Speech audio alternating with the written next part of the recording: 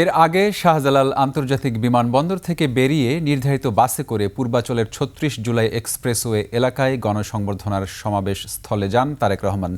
তাকে এক নজর দেখতে সড়কের পাশে অবস্থান নেন সমর্থক ও নেতাকর্মীরা।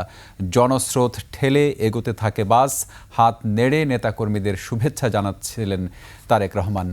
ইমন চৌধুরীকে সঙ্গে নিয়ে বিস্তারিত হাকিম মাহির রিপোর্টে। লিলি বিউটি সোপ, যার অ্যান্টি এজিং গুণ তারুণ্য ধরে রেখে ত্বককে করে উজ্জ্বল। তারুণ্যময় উজ্জ্বল ত্বকের জন্য রিমার্ক। বিমানবন্দরের জনস্রোত থেকে বেরিয়ে রওনা দেন পূর্বাচলের ৩৬ জুলাই এক্সপ্রেসওয়ে এলাকায় গণসংবর্ধনার সমাবেশ স্থলে।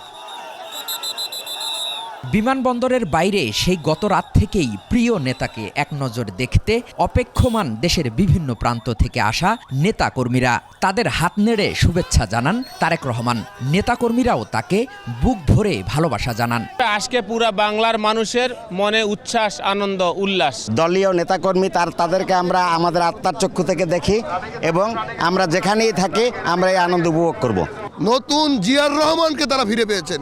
উৎসুক নেতাকর্মীরা জানান, দেশের ক্রান্তিকালে তারেক রহমান হাল ধরবেন, দেশের ভঙ্গুর অর্থনীতিতে ফেরাবেন প্রাণ। তারেক রহমান ইনশাল্লাহ তার চাইতেও ভালোভাবে দেশ পরিচালনা করবে, আমরা আশাবাদী। ওনার কাছে বাংলাদেশের সুখ শান্তি চাই, বাংলাদেশের যে 31 দফা আছে সে 31 দফা বাস্তবায়ন চাই। স্লোগানে স্লোগানে মুখর বিমানবন্দর সড়কে তারেক রহমানকে পেয়ে মুক্ত বাতাসে নিঃশ্বাস নেন নেতাকর্মীরা।